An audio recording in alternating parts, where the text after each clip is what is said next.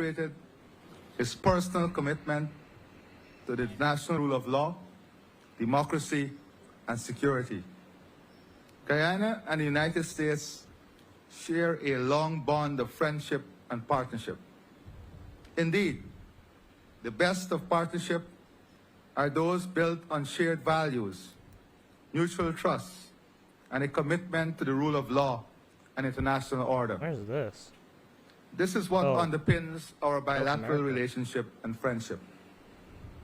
The United States Oh, this is where is our Georgetown trusted is. partner Oh. as we continue to build a stable, secure, and democratic society here.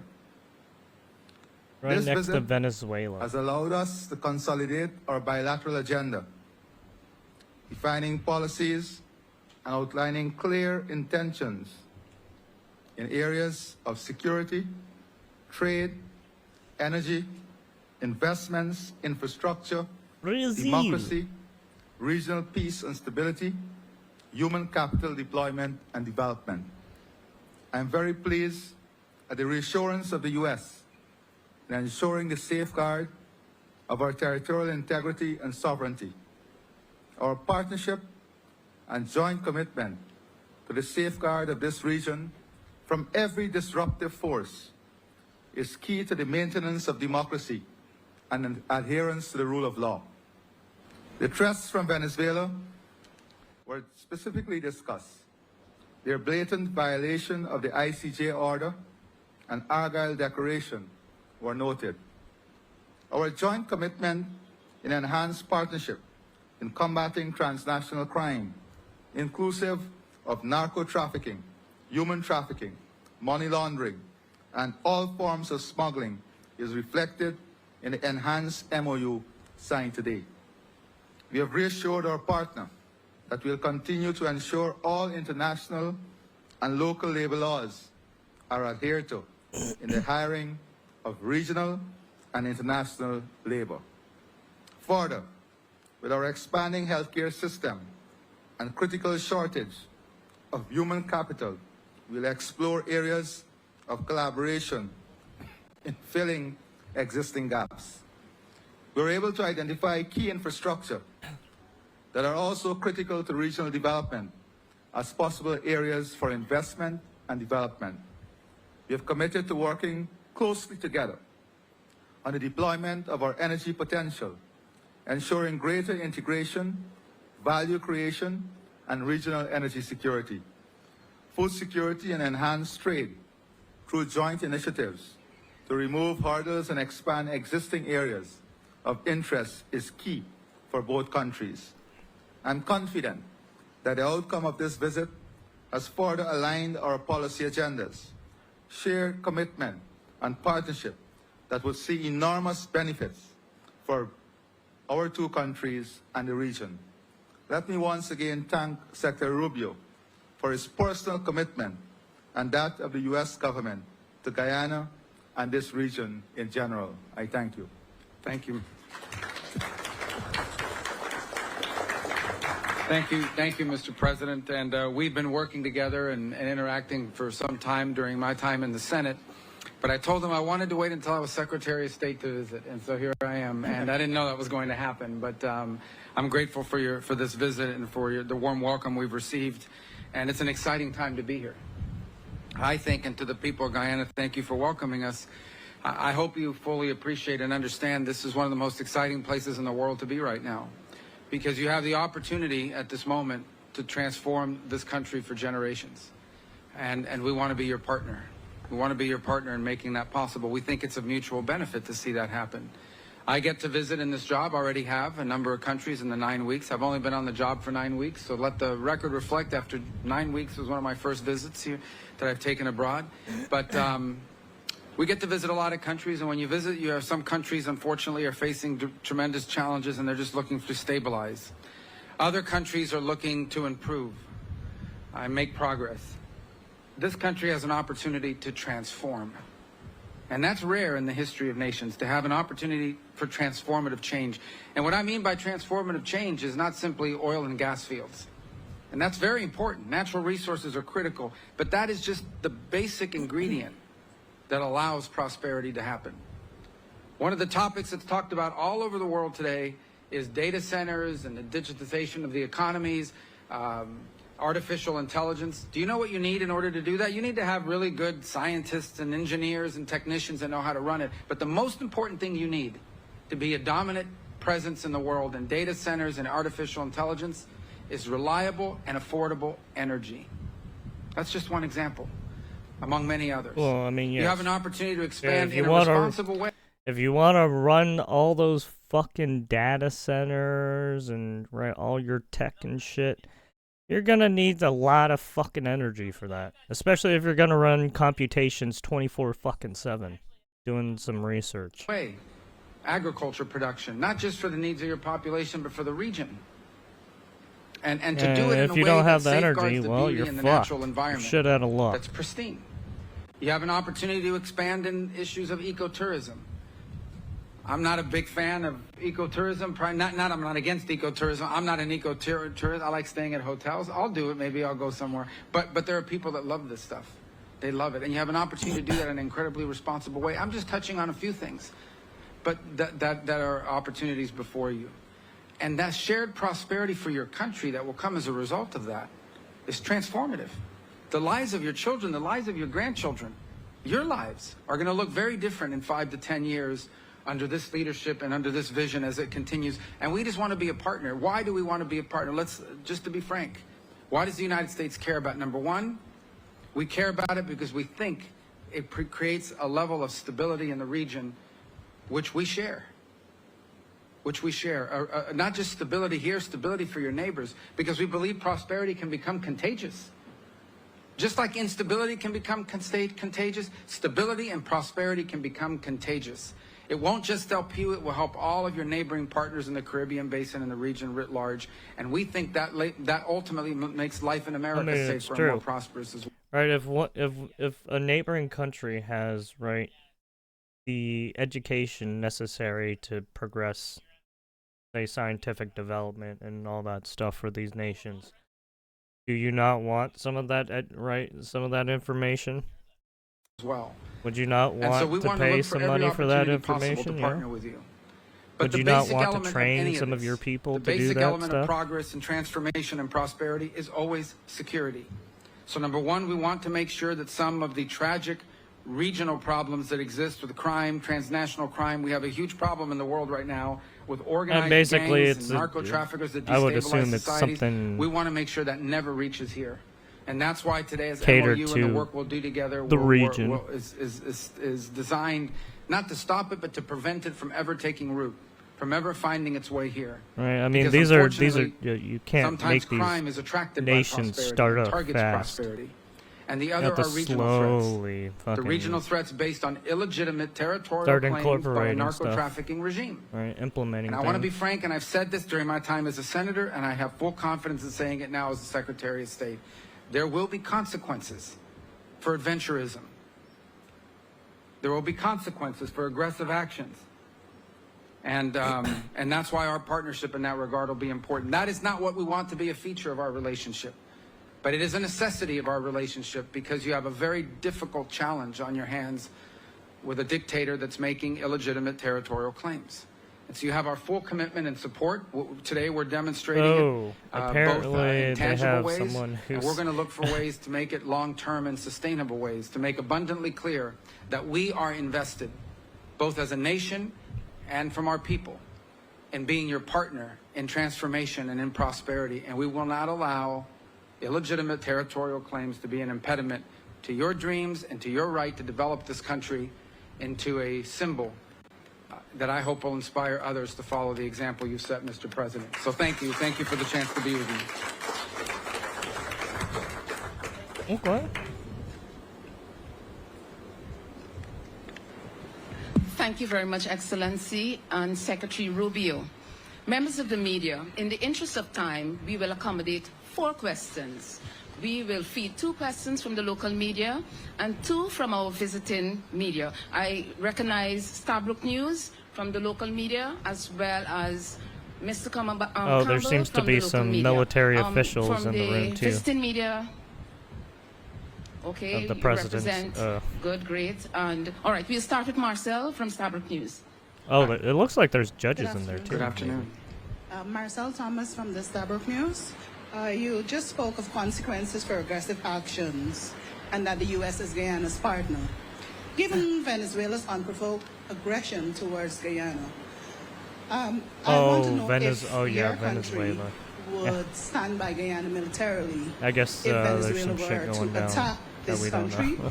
and what would be the U.S.'s response should Venezuela attack U.S. oil major Venezuelan ExxonMobil, pirates in the which sea. is operating in Guyana's waters? It would be a very bad day for the Venezuelan regime if they were to attack Guyana or attack ExxonMobil or anything like. It would be a very bad day, a very bad week for them, and it would not. I end mean, well. we need ExxonMobil. We work with ExxonMobil. So. I'm not going to get into details of what we'll do. We're not big on those kinds of threats. I think everybody understands, and I want it to be clear. We've made this clear repeatedly. I think the U.S. Navy today is making it clear and demonstrating our ability to. We have a big Navy, and it can get almost anywhere. It can get anywhere in the world. We have commitments that exist today with Guyana. We want to build on those, expand on those, and we'll leave it for the appropriate time. But suffice it to say that if that regime were to do something such as that, it would be a very bad move. It would be a big mistake for them. Venezuela, that's Maduro. We now invite from our visiting media, please remember to identify yourself and the media host you represent. Maduro. Hi, thank you. Hello, Mr. Mr. Secretary. Maduro. Hello, Mr. President. Thank you for taking questions from us. We appreciate it. Humayra Pamuk from Reuters. Mr. Secretary, a Turkish student in Boston was detained and handcuffed on the street by plainclothes agents. A year ago, she wrote an opinion piece about the Gaza war. Could you help us understand what the specific action she took led to her visa being revoked? Yeah, And well- what was your State Department's role in that process? We revoked her visa. It's an F1 visa, I believe. We revoked it, and here's why. And I'll say it again. I said it everywhere. Let me be abundantly clear, okay? If you go apply for a visa right now, anywhere in the world, let me just send this message out. If you apply for a visa to enter the United States and be a student, and you tell us that the reason why you're coming to the United States is not just because you want to write op-eds, but because you want to participate in movements that are involved in doing things like vandalizing universities, harassing students, taking over buildings, creating a ruckus, we're not going to give you a visa. If you lie to us and get a visa and then enter the United States and with that visa participate in that sort of activity, we're going to take away your visa. And once you've lost your visa, you're no longer legally in the United States, and we have a right, like every country in the world has a right, to remove you from our country. So it's just that simple. I think it's crazy. I think it's stupid for any country in the world to welcome people into their country that are going to go to your universities as visitors. They're visitors. And say, I'm going to your universities to start a riot. I'm going to your universities to take over a library and harass people. I don't care what movement you're involved in. Why would any country in the world allow people to come and disrupt? Now, we gave you a visa to come and study and get a degree, not to become a social activist that tears up our university campuses. And if we've given you a visa and then you decide to do that, we're going to take it away. I encourage every country to do that, by the way, because I think it's crazy to invite students into your country that are coming onto your campus and destabilizing it. We're just not going to have it. So we'll revoke your visa, and once your visa is revoked, you're illegally in the country and you have to leave. Every country in the world has a right to decide who comes in as a visitor and who doesn't. If you invite me into your home because you say, I want to come to your house for dinner, and I go to your house and I start putting mud on your couch and spray painting your kitchen, I bet you're going to kick me out. Well, we're going to do the same thing if you come into the United States as a visitor and create a ruckus for us. We don't want it. We don't want it in our country. Go back and do it in your country. But you're not going to do it in our country. Sure. Just tell me your follow-up, and I'll tell everyone. Depending on your question, I'll answer it or not. All right, I now invite our Guyanese representative. Can I get her follow-up real quick? Go ahead. Could you confirm there's no reporting that 300 visas, State Department revoked 300? Maybe more. Might be more than 300 at this point. We do it every day. Every time I find one of these lunatics, I take away their visa. You're saying it could be more than 300 Sure, visas? I hope. At some point, I hope we run out because we've gotten rid of all of them. But we're looking every day for these lunatics that are tearing things up. And by the way, we want to get rid of gang members too. So Venezuela sent us a bunch of gang members. I'm sure you've heard of Tren de Aragua, Mr. President. Terrible gang, vicious gang. They flooded in our... Yesterday, just so everybody knows, yesterday, one of these gang members who was involved in New York City and attacking a police officer was deported back to Venezuela.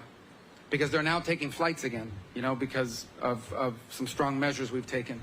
And this guy lands. This guy's a guy that attacked a police officer in New York City and laughed about it in court with a smirk on his face. When he gets off the plane in Venezuela, he's welcomed by this character named Diosdado Cabello. I don't know if you've heard of this guy. Yes. And he welcomes in hugging the guy. So does anybody have any doubt that these people are pushing these people into the United States to destabilize us in the region?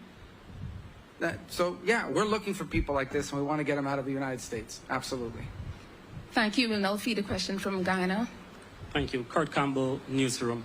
President Ali, you've already spoken about how President Trump's tariff plans for China ships could affect regional trade. I just wanted to know if in your trade talks today, if that issue was specifically discussed for Secretary of State Rubio. Yeah, I can tell you. Oh, you were asking him. I'm sorry. It's for both of you.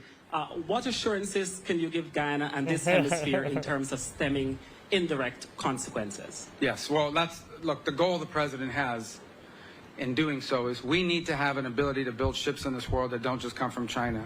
Okay, I think it's just dangerous to have one country in the world building all the ships.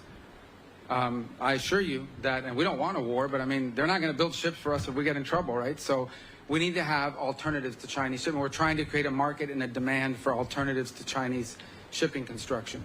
And I'm the first one to admit that the United States made a terrible mistake when we deindustrialized and we allowed all these industries to leave our country and go to other places. Now we're paying the consequences, but we have to fix it.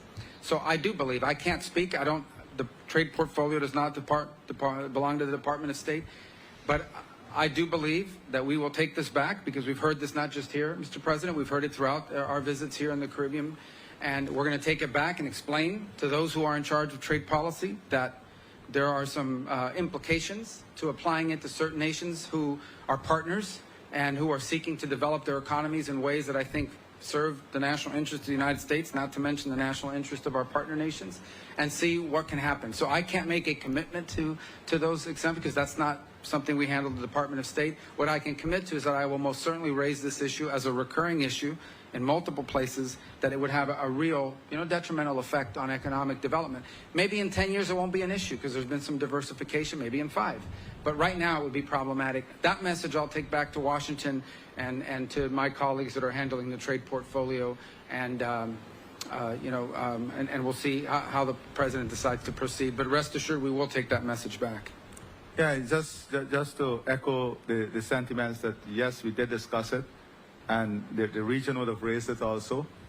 But the Secretary Rubio, as he said, would take this back and to see whether there can be any special initiative for the region, given our specific circumstances. But let me say also that we have a responsibility to our friends. The U.S. is a great friend of ours. The U.S. would have made it very clear that they're ready to stand by us in our development, in our economic expansion, in our security, and in our defense. And I would say very boldly that such friends must have some different and preferential treatment, because a friend who will defend me when I need a friend to defend me must be a friend that enjoys some special place in our heart and in our country, and that will be the case. Thank you. And just quickly, illegal migration was also listed as a topic of discussion. Could you say what are the expectations from Guyana in this regard, and any discussions on third country deportation? Well, we want to work with you on that. I think that's a problem for you as well. I mean, obviously, because of a combination of your growing economy, labor needs, and your geography, you've been a place where a lot of people have come in. And I think you want it to be the right people, right? So I think if we have information that someone has entered your country who has bad intentions, we want to be able to share that with your government, because you don't want that. You don't want those, if we have information on a Trinidad gang member from Venezuela, we want to make sure that we have collaboration and we're sharing that information. If we have information that some narco trafficker is taking up shop here and has decided to try to turn this into a base of operation, which could lead to violence and warfare here, gang warfare, we want to be able to share that with you. We want to prevent these problems from happening. So from the perspective of Guyana, which is not a source country of migration to the United States per se, illegal migration, but it is a country that receives, unfortunately, you're getting a lot of people. And not everybody that comes here, I mean, most people are probably here to work hard and so forth, but not everyone. So if we have information that someone is in your country that we know is a bad person, we want to be able to share it with you. We want to be able to share it with you very quickly. So that sort of information sharing, it has to be a cornerstone of this security agreement that we signed today and want to continue to expand upon. We will now feed our final question from our visiting media.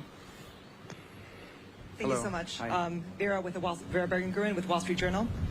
They're very tough. Just be careful. All right. Secretary Rubio, when you and President Bukele, you mentioned Tren de Aragua several times, when you and President Bukele negotiated the deal to transfer the U.S. deportees to his prison in Secot, did you discuss any provisions to ensure that individuals mistakenly identified as gang members would have access to legal recourse, or that they can secure their release if they are wrongfully Yeah, detained? we have that list was carefully vetted, provided to us by Homeland Security. We have confidence in it. What we negotiated is the reality that they in El Salvador comply with all the international requirements for imprisonment. So we sent them people, it was a combination of people, gang members, people we knew were involved in activities that were not productive to the United States. All of them removable in terms of our laws, all of them. Every single one of them was someone who was removable from the United States, irrespective. And MS-13 members, many of whom are Salvadoran, that we had identified as MS-13 members that they had helped us identify as well. So it was a combination of people that we sent. And, we may send more. We'll see. I mean, it's up to their willingness to accept, but we're grateful to them for the opportunity to do that. And remember, one of the reasons why we had to send some of those people there is because at the time, Venezuela wasn't taking their people back. The Maduro regime, I say Venezuela, but it's not the Maduro regime, was not taking their people back. They refused to take people back. Their own people. They have an obligation. If you are a country and someone is illegally in another country, you have an obligation to take those people back, whether they're criminals or not. Venezuela said they wouldn't take them back. So we had to find a place to send them, especially the ones that had records or ones that we had strong suspicions and evidence that were involved in illicit activity. And so we had to send some to El Salvador because of that. Now they've taken them back. And one of them yesterday gets off an airplane, and this narco trafficker Cabello greets him and hugs him on the tarmac.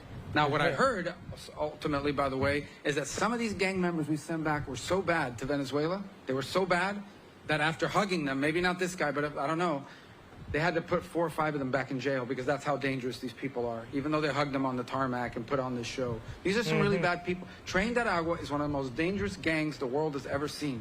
Okay, when they were held temporarily in Guantanamo while being transferred to Honduras, because that's when the Venezuelans picked some of them up, the Marines at Guantanamo said these are some of the roughest people we've ever interacted with. They were worse than the Al-Qaeda guys that were in their jail. Think about that. So that's who we're getting rid of, and we want to get rid of more of them. Ladies and gentlemen, members of the media, this brings the end to our media conference, and I would like to invite His Excellency and Secretary Rubio for a photo op right on the stage.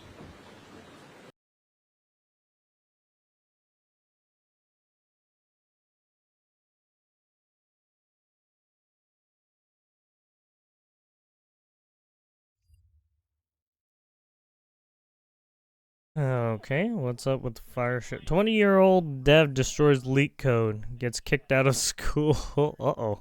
10-year-old Roy was kicked out of the prestigious Columbia University. And that's because Roy has been a very bad boy. He used the power of JavaScript to make an application that can help you ace your technical interview, no matter how unprepared, nervous, or just plain dumb you might be. You see, Roy's app is not like other technical interview prep products out there. It's an invisible and undetectable AI that automatically guides you through technical interview questions as they happen in real time on a video call. And it actually works. Roy used his own tool to get real offers from big companies, including Meta, TikTok, Capital One, and Amazon. He then made a video explaining how he did this, and that brought great shame on these companies. The offers were quickly rescinded, and Amazon desperately tried to scrub the internet of the video where Roy showed the entire process from start to finish. They also tattled on him to Columbia, and now he's officially kicked out. In today's video, we'll go deeper into this rabbit hole and find out just how broken the modern technical interview process that's really like is. super It is March illegal. 27th, 2025, and you're watching the Code Report. That's like So super first of all, I illegal. want to be Don't do clear that. I do not endorse this product, nor do I even recommend using it. Yeah. This is a wholesome, family-friendly channel that does not condone cheating, but I do appreciate how the app's marketing gets right to the point. Psyops. Complete code. Collectively, developers have wasted billions of hours on this website, mastering complex data structure and algorithm problems to land a job tweaking CSS colors and centering divs. You have stolen my dreams and my childhood. Getting a job as a developer isn't extremely cruel process. Tech companies want you to spend months grinding leak code to prepare in order to make their interview process cheaper. And I have nothing against leak code, it's great at what it does. Understanding algorithms is important for any programmer, but most leak code style questions are abstract and impractical. It's mostly just an efficient way for companies to filter out people from highly competitive jobs. But the trade-off is that it puts an unnecessary amount of pressure on those looking for a job. Like, you might have 20 years of experience and exceptional practical skills, but because you couldn't optimize a longest substring search with a hash map, you're still unemployed and can't even pay your kids' orphanage bills. Well, that's not okay with Roy. His app works by taking screenshots of a problem in real time, then runs them through a large language model that generates a realistic path for humans to pretend like they're actually solving the problem. It runs as an undetectable overlay for screen sharing software, and also moves the window around the screen so your eyes don't focus on the cheating material. And these techniques bypass software used by the interviewers to detect cheating. It actually works, and he got offers from FAANG companies like Meta and Amazon. And it's poetic that the very companies who have publicly stated that their goal is to automate software development with AI still need to hire humans and are having their interview process totally ruined by AI. Amazon doesn't like poetry though, and when they found out that Roy cheated, they snitched on him to Columbia and demanded that proper action be taken. Well, based on this confidential do not distribute letter that Roy posted on Twitter, he's been kicked out of Columbia and can no longer receive an elite indoctrination, or education. But I think this kid is going places. They're one of the few tech companies actually making the world a better place by distributing birth control devices for free. And just like Bill Gates and Zuckerberg, who both dropped out of Harvard, or myself, who dropped out of University of Phoenix, Roy is on the right track to become a tech bro billionaire. His app is already on track to do over $2 million in revenue this year. But I think more than anything, this whole situation proves that software engineers are not yet obsolete. Because if AI can do the interview, then it should also be able to do the fact the job. that he made something like that, that's pretty insane. Wouldn't be hiring a human. But he got caught doing it because he posted it online. Now, thanks to this Fucking video idiot. sponsor, brilliant. Never Their post your platform fucking provides illegal interactive criminal hands-on activity lessons online. that demystify the complexity of deep learning. With just a few minutes of effort each day, you can understand the math and computer science behind the scenes of magic technology. I'd recommend starting with Python, then check out their How AI Works course to look under the hood of generative AI and fully understand how large language models work. Try everything Brilliant has to offer for free for 30 days by going to brilliant.org/Fireship or use the QR code on screen. This is SaaS, that's makes $2 million annual revenue. FAANG, but can you reverse a linked list? Get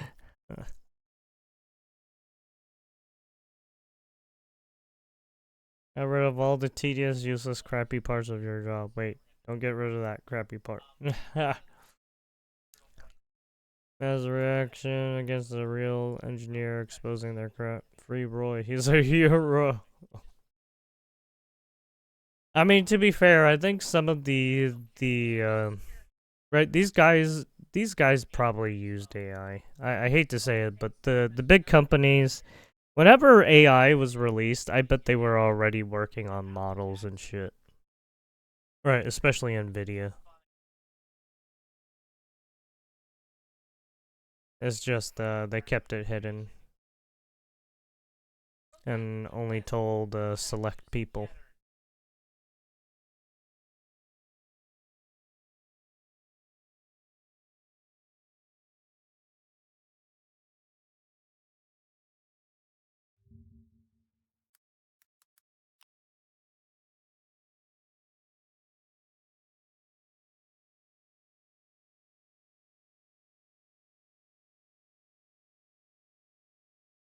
Oh.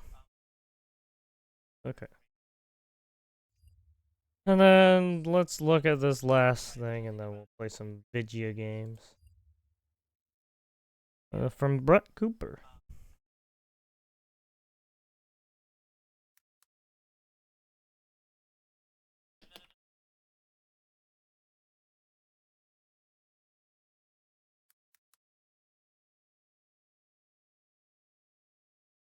And let's go. What happens when a leader is corrupted by a desire for power and fame? When the mission gets lost and they are willing to compromise everything for a buck, for a vote, for popularity, you name it. They might ride that high momentarily, but history and also current events have shown us that they will always inevitably fail. And that is exactly what is happening right now with the modern Democrat Party. Now, it's not news to anyone that the Democrat Party is a mess after the 2024 election. I mean, they are like a floppy fish out of water. They have no idea what's going on. Nobody's working together. There is no unified message, and we are watching all of that unfold.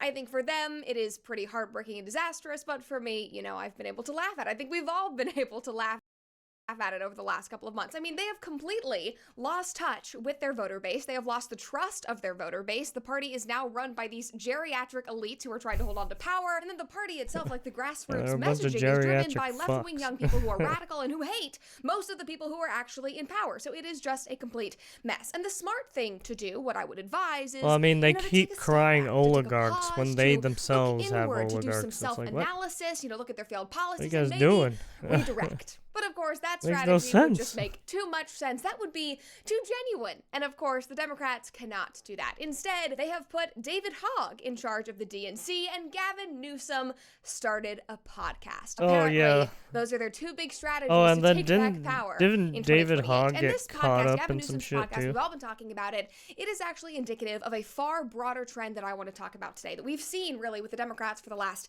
decade. Calculated rebrands to try to reverse engineer authenticity and trust with voters. But I mean, come on. The gig is up. Whether it is Newsom on his new podcast or Gretchen Whitmer's recent flirtation with Trump, Hillary Clinton's innocent grandma act and how she just has hot sauce in her purse, or Kamala being brat all last summer, it is all fake. They are trying to emotionally manipulate their voters, but we are not falling for it, and neither are the modern Democrats. And on the show today to talk about how all of this happens from an insider's Didn't someone else create a is new show and they're doing better? And ex-California liberal Nicole Shanahan. Now, before we dive into this story, make sure that you like this episode if you enjoy it, and of course subscribe to our new channel. A Republican channel recently created a new show and then is doing better.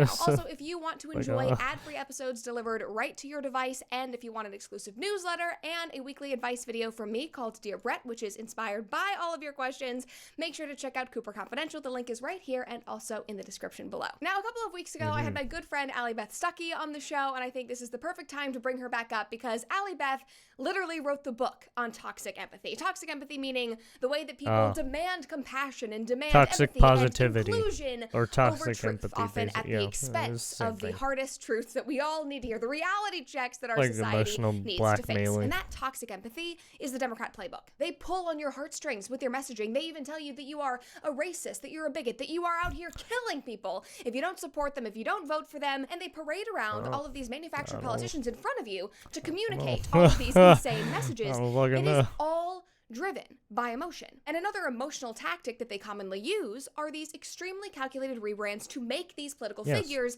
seem more likable or palatable in the public eye. Yeah, just and look this at year, DEI. after their major embarrassing loss in politics and in culture, they're pulling out all of the stops, starting with Gavin Newsom's new podcast entitled This Is Gavin Newsom. And yes, that is what his theme song sounds like. And really, before we dive into how this is all just so awful, we do have to ask, why?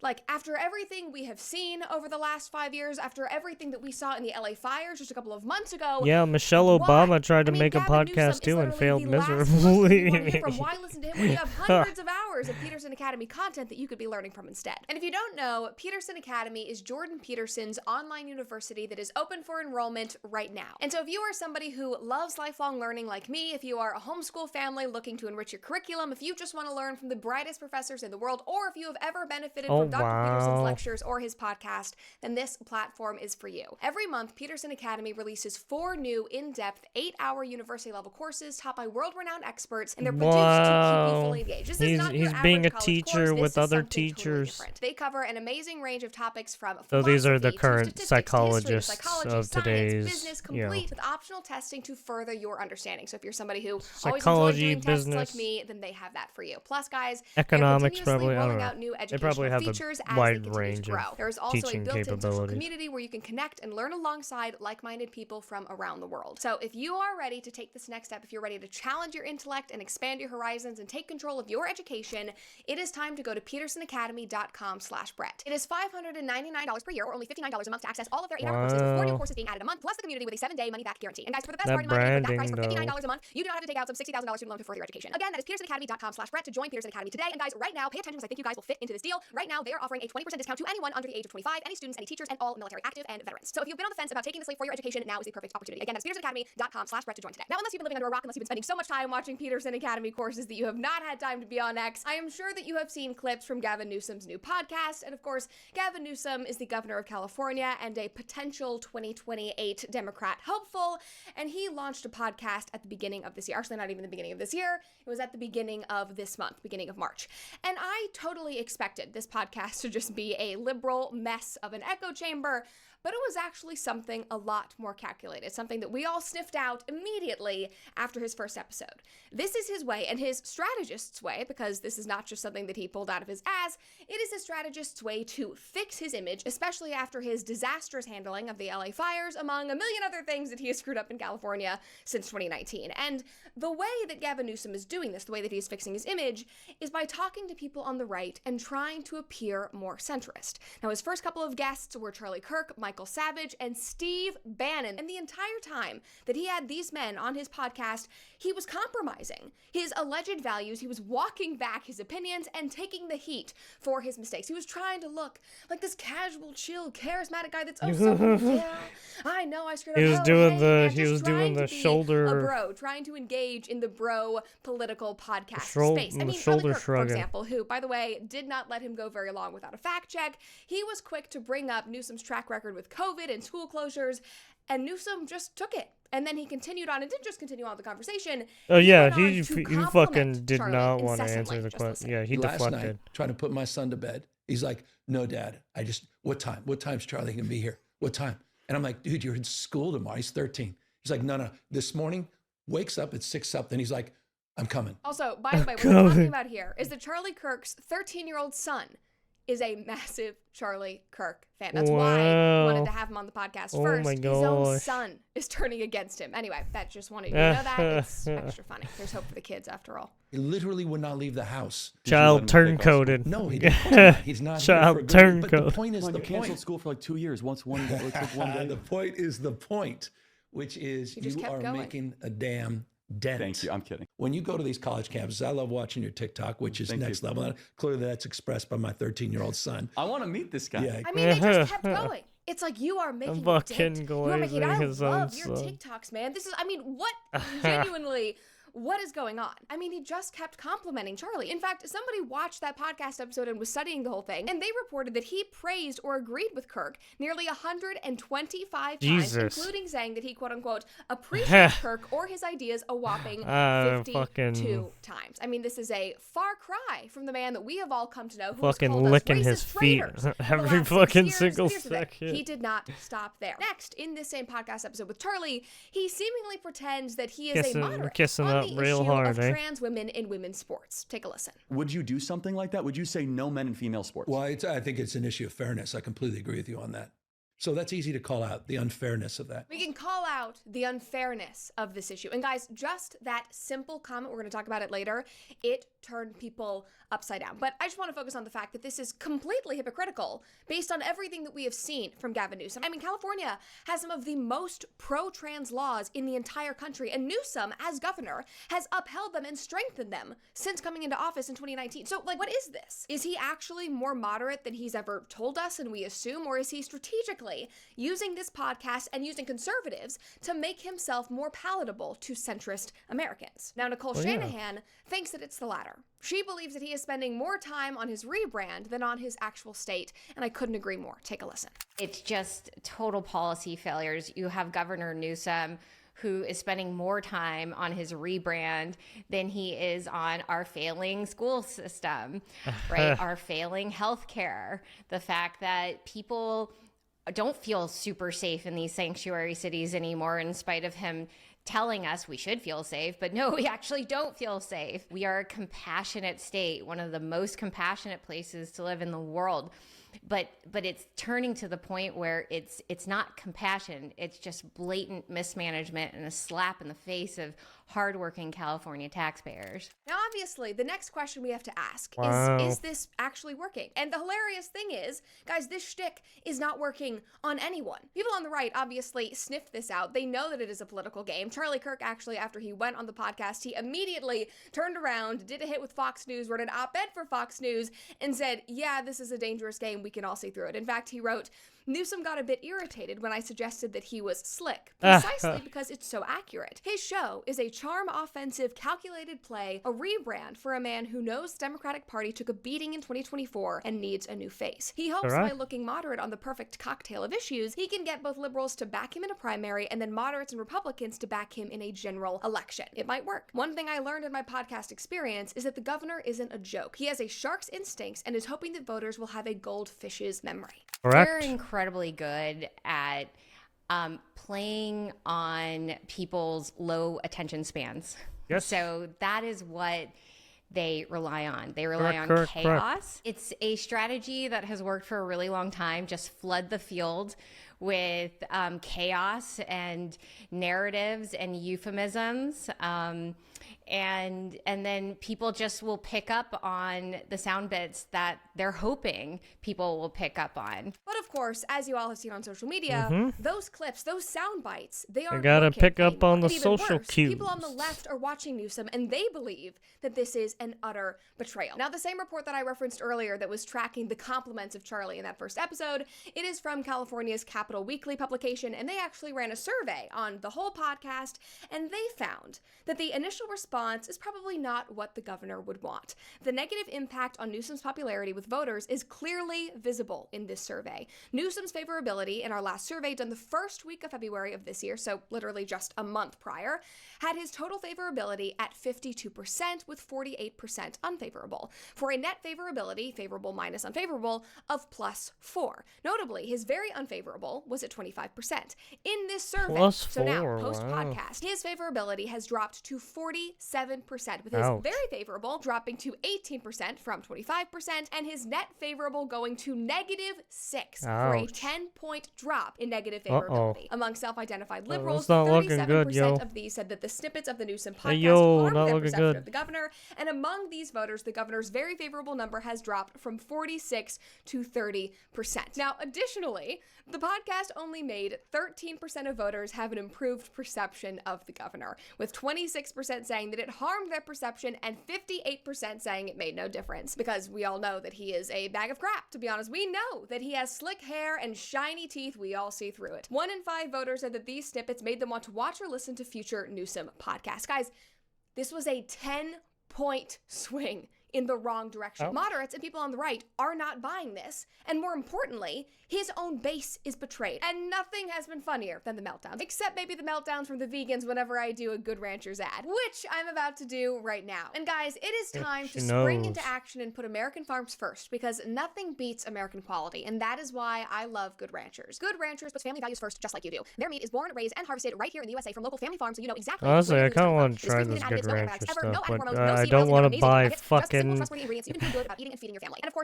want to buy influencer bullshit, I'm sorry. With GoodRanchers.com, everything you need no, not anymore. And right now, if you go to GoodRanchers.com/red, no you can more. find my personal curated box with all of Alex's and my favorite Good Ranchers products. I'll never do it ever again. Our home, and I hope that you love them as much as we do. Now, in addition to checking that out, Good Ranchers is currently running their Spring into Action promotion so that you and your family can support local ranchers and easily get American quality right to your door. All you have to do is check out boxes, but preferably the regular box, and you will get free bacon or ground beef or seed oil-free chicken nuggets or salmon in every single order for a year. You'll get to pick whichever one you want. That is free meat for an entire year. Plus, you will get $40 off when you use my code BRETT at checkout. And seriously, guys, this is the best offer Good Ranchers has ever given, and you won't find it anywhere else. So to spring into action and help American family farms with every purchase, just visit GoodRanchers.com today, GoodRanchers.com/Brett if you want to check out my box, and use my code Brett to claim your free meat and $40 off. Now, back to all the non-vegan meltdowns. What is actually funny about all of these responses is that many of them, like Jane Fonda, famous actress, famous activist, I feel like I know her more as an activist than an actress these days, she seems less worried about Newsom becoming squishy on the issues that they care about, and more about the fact that he has the gall to even speak to conservatives. Take You know what's going on. Oh my Cozying gosh. up to Steve Bannon is not a way. They actually got what Steve he Bannon. Oh yeah, does that's right. by He got doing Steve that is Bannon. He forfeits his ability to inspire and protect the very people that elected him. We need leadership, you know. And if it's a cause of concern to see him, this brave governor, suddenly get silent and not step up, not immediately come to the rescue of the people here and say, no, this isn't going to happen. We have laws to prevent this from happening. He would say that sitting down with Bannon and Charlie Kirk and all the rest of it, we have to talk to each other as a country, and there's lessons to be learned from why Democrats lost. You don't buy that? No. You're not going to learn any lessons from Steve Bannon about why Democrats lost. Jane, that is literally why you lost. I mean, we could just do an entire episode just on this. It is the lack of self-awareness.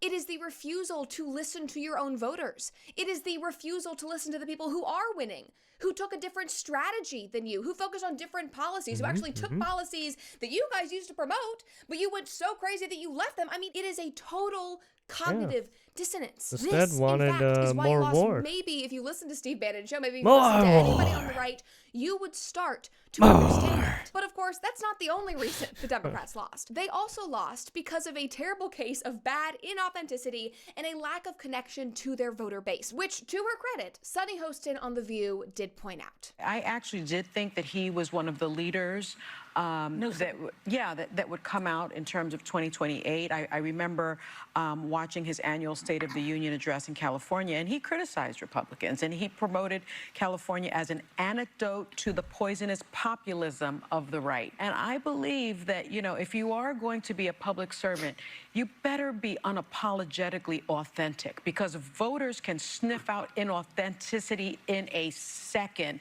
And I thought that that was one of the most inauthentic things I have seen Gavin Newsom do. Wow. I'm terribly, You don't believe they would let them hang themselves theory. No, I'm terribly disappointed. I think I mean, The View, you guys hang yourselves all the What he time. did was he showed his pretty white teeth and his cute face and did nothing other than that. And I think it's despicable. I mean, that literally might They be eat their the own, right? smartest thing that has ever come out of The View. Because she's absolutely correct. As ridiculous as this woman is, she's correct.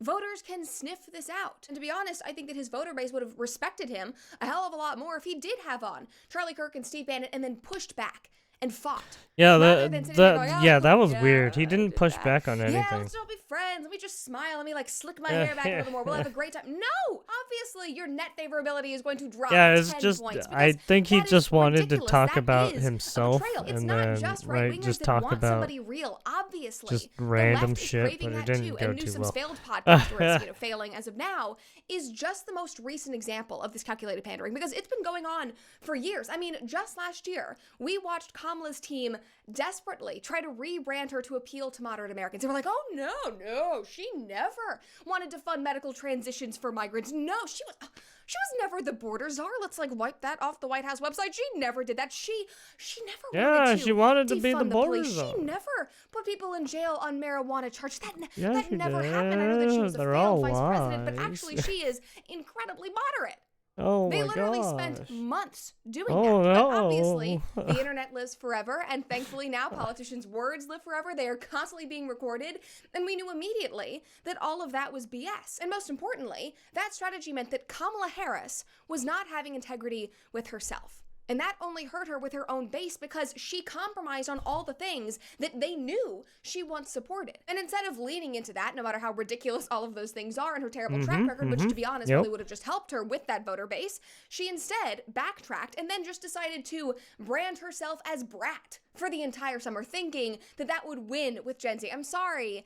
Viral moments. Well, I might mean, and then help she you with started Gen Z. changing We might her make videos about them and we might talk about accent them on TikTok. sometimes. It was but weird. obviously, I don't know like I why. said back in There's no July, reason for back it. in August, that virality I mean, I do does it for not translate fun into and votes. to And it crack didn't. jokes It didn't and work. to make Now, fun of another people, great but example, other and than one that, that is that's all. actually a lot more That's the only recent, time I is do that it. post-2024 election, post this catastrophe, Michigan governor and radically left-wing Democrat Gretchen Whitmer tried a similar strategy. This literally only happened a couple of weeks ago, and if you have followed her career, you know that her track record is simply insane. She issued in some of the worst lockdowns in the country. She calls women people with a period, and after all of that, just a couple of weeks ago, she decided that now was the time to try and cozy on up to Trump, much to the disdain of her voters and her colleagues. Now, in a recent address, again, just back in February, she lauded her relationship with Trump and the importance of bipartisanship, which of course is ironic considering that she spent years calling Trump Trump deranged and calling our towns, our voters, TDS, racist. Trump Now, derangement unsurprisingly, syndrome. the right is Yep. not too excited about working with her. People Nobody were is also ready calling to him a extend the Nazi. olive branch to Gretchen Whitmer,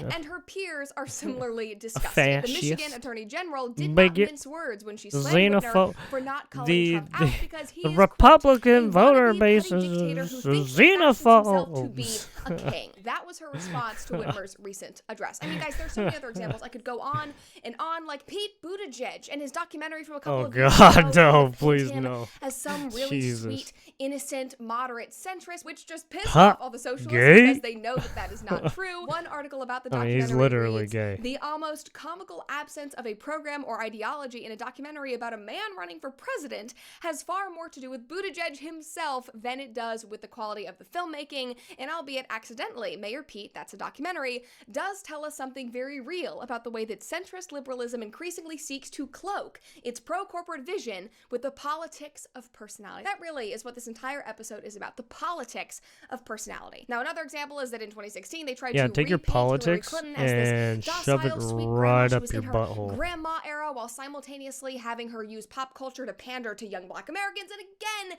it never worked. Even with her own the Clintons. base. And after running through all Yeah, of just these look at examples, Biden. I asked Nicole, You ain't after black. all of this time, all of these years, going back to 2016, maybe even Or earlier, Hochul with the why? fucking Why are the Democrats still black trying kids to do this? don't We know, that it doesn't work. And or unsurprisingly, minorities don't she know how to said that fucking it use goes back computers. to money. Take a listen. I think the Democrat Party is surrounded by individuals still playing the old game. And the thing is they can get away with it because they have so much money. They have so much money because they have Silicon Valley top donor money and they have Hollywood top donor money. So that's why they're just kind of spiraling out, because they're not forced to change yet financially. The financial incentives to be better and to be more honest and truthful aren't there. So based on Nicole's experience and her insight, it goes back. I am so Young black kids. I am so sorry. Young I am black kids growing up in the Bronx who don't even know what the word computer is. They don't know. They don't know these things. And I want to God open up to all of fucking them, damn it. because when you have their diverse voices innovating solutions through technology, then you're really addressing society's broader challenges. Young black fuck. God damn it. I'm so sorry. Back to money, but it also goes back to the quote-unquote pyramid scheme of political consultants who are similarly out of touch with normal Americans. This is what she had to say about them. They're still just relying on these top donors that are so out of touch with the average American. I mean, I was one of them for many years, and I was so blind to what was going on in America, and I was seeing just a very superficial version of everything that was being presented to me through, this world of political consultants and politicians and the party itself. There's this whole world of political consultants, and they think they know politics better than anybody, and they will sit down across from a politician and tell you how it is. And as a politician, if your goal is to become a career politician and I'm so sorry.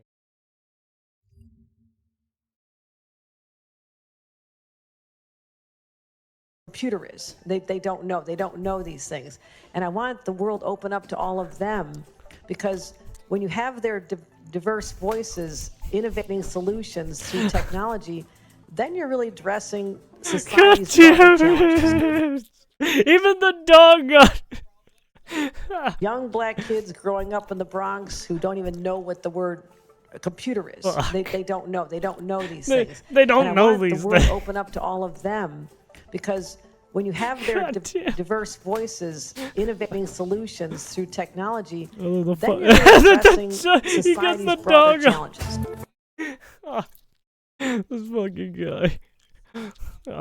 And to win, you listen to these folks and they'll connect you with X, Y, and Z. And it's this whole pyramid scheme. They're calling for change. And the change is going to happen when we take down this pyramid scheme and we start finding individuals to vote for who who are outside of that scheme entirely. Now, in all of these examples we've talked about, from Pete Buttigieg and the Mayor Pete documentary to Hillary Clinton to, Gavin Newsom on his podcast right now, these attempts do not work because they're not about principles. They're about emotional manipulation. And it is insulting to everyone in every party because we know that it's not real. We know that you are trying to play us for our money and our support and our votes. It is why Trump and JD Vance dominated last year, because somehow we as normal Americans can relate to both of them in different ways. Like, Donald Trump is one of the most powerful businessmen in the entire world. He is more wealthy than any of us could ever imagine.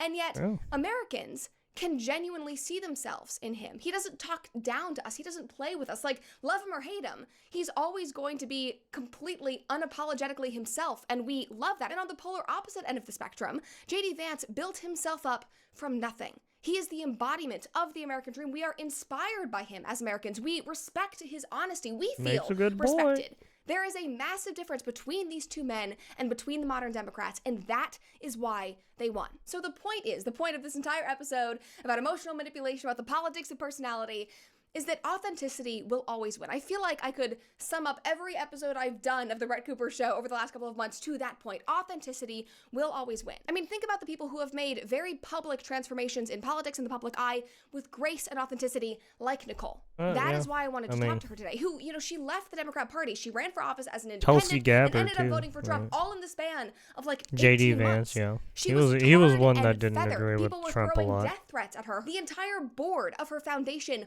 walked when she became an independent. A lot of she faced who all of it Trump kind of picked and grace and transparency, kind and of people don't agree with felt him sometimes. we knew that what she was Or at going one through point was or real. And another. Tulsi is another great example, and Nicole pointed to her directly. Tulsi's journey is really incredible. I have nothing but respect for her. And I think that what we've seen even is only the half of what she's actually experienced. Her lifetime career legacy is going to be one that we're going to look back on and say, they threw not just the media, because they turn it up. It starts with the media, and then they start using institutional levers, and they just kept turning it up on her, and she kept persevering. And so framing her as, an enemy of the country or Putin's puppet. I mean, all of these things that they've tried to frame her as. Yeah, they tried to say that about not, Trump too. But she's overcome each of them with such a steady hand and so much grace. And every time she goes out and talks to the public, there's not a waver or shake in her voice.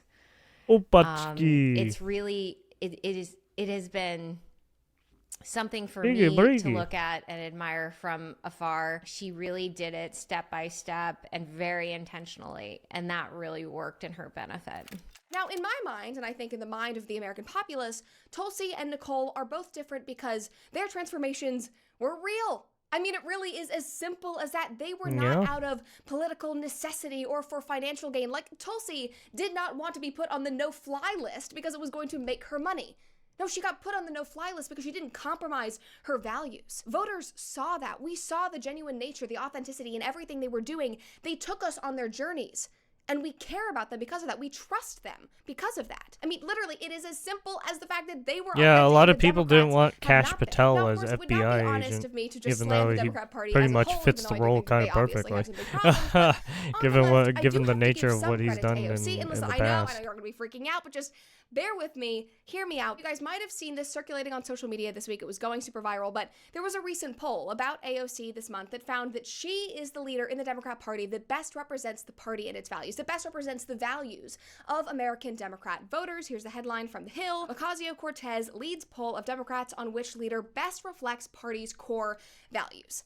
And this went viral because conservatives were making fun of her. Everyone was howling and laughing and saying, oh my God, we're going to run this country Big booty forever Latina. if she is the leader of this party. But guys, I wouldn't blow her off so quickly. I mean, AOC is different than a lot of these other Democrats. She does not play the pandering games like the Newsoms or the Whitmers or the Kamala Harrises and Hillary Clintons of the world. Like, she has never hidden the fact that she is a radical socialist. She has never tried to.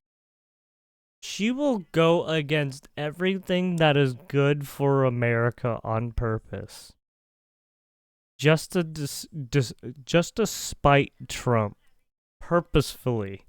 It's fucking insane.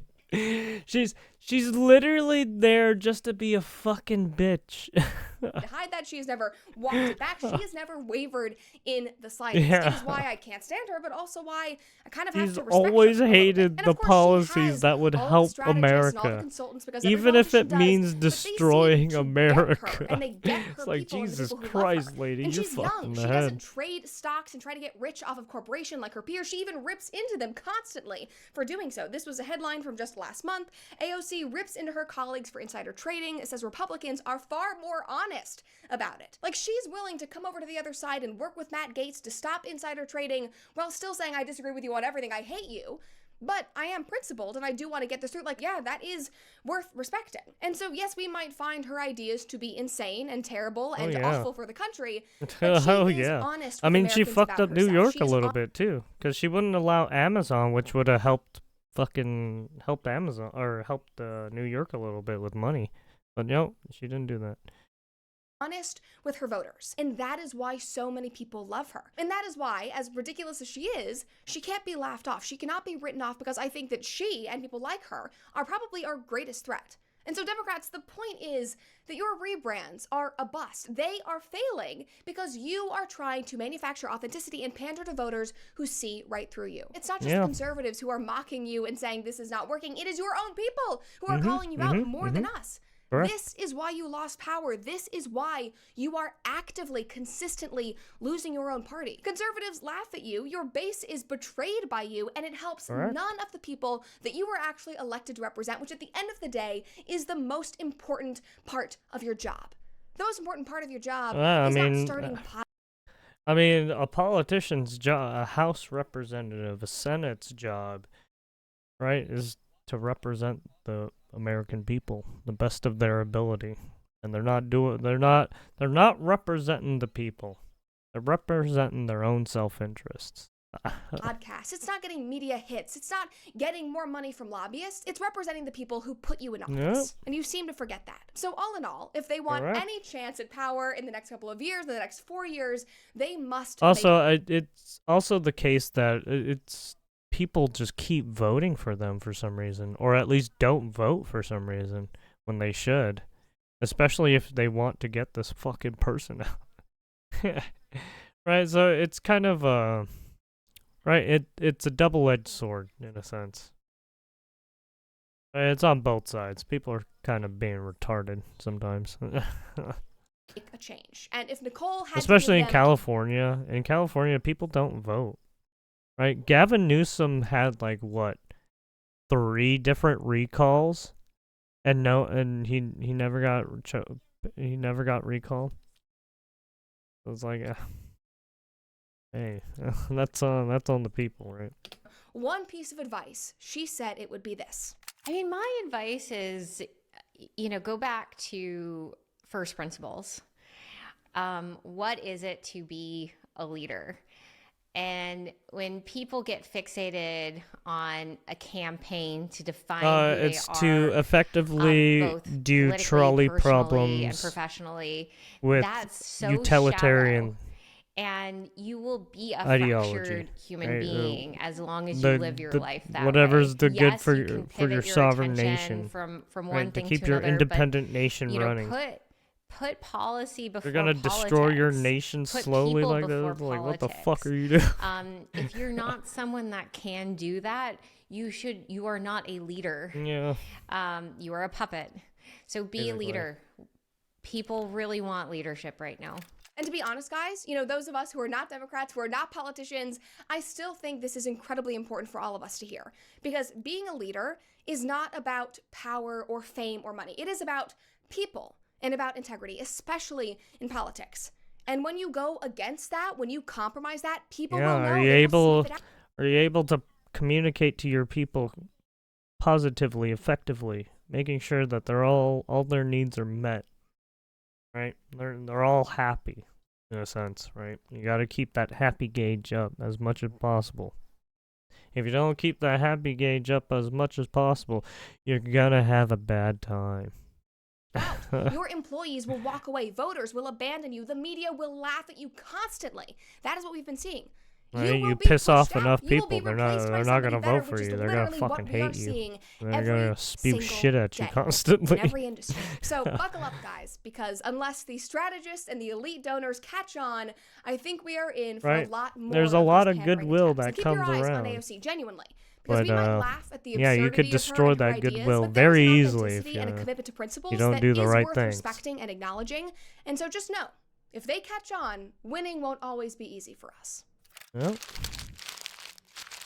And there you have it, Brett Cooper.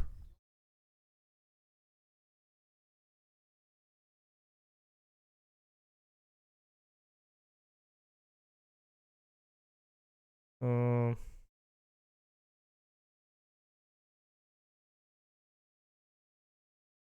with that was a good episode. Give it a like, subscribe if you want. She also has more stuff. She did a lot of stuff. Oh, she did OnlyFans stuff. Naked people stuff. Transgender stuff. And a bunch of drama stuff, basically, or socio-political stuff going on.